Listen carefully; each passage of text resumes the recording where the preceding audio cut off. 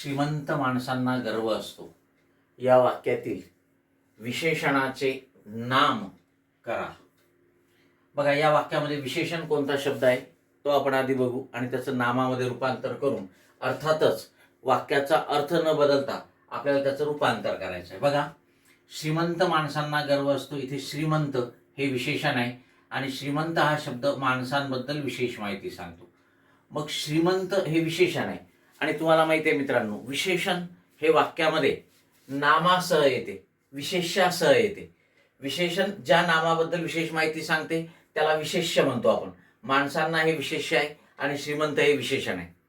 विशेषण हे नेहमी वाक्यामध्ये, ठीक आहे, विशेष्यासह म्हणजे नामासहच येत असते. वाक्यात जर विशेषण आहे तर त्याचं नाम म्हणजेच त्याचं विशेष्य वाक्यात कुठेतरी असतेच, बरोबर आहे.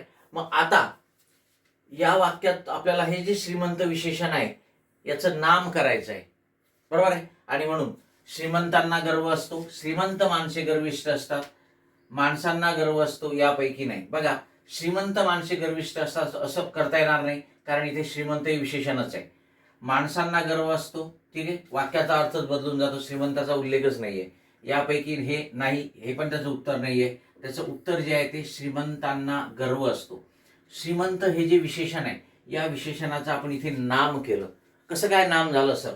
तर श्रीमंत माणसांना असं न म्हणता आपण श्रीमंतांना म्हटलं.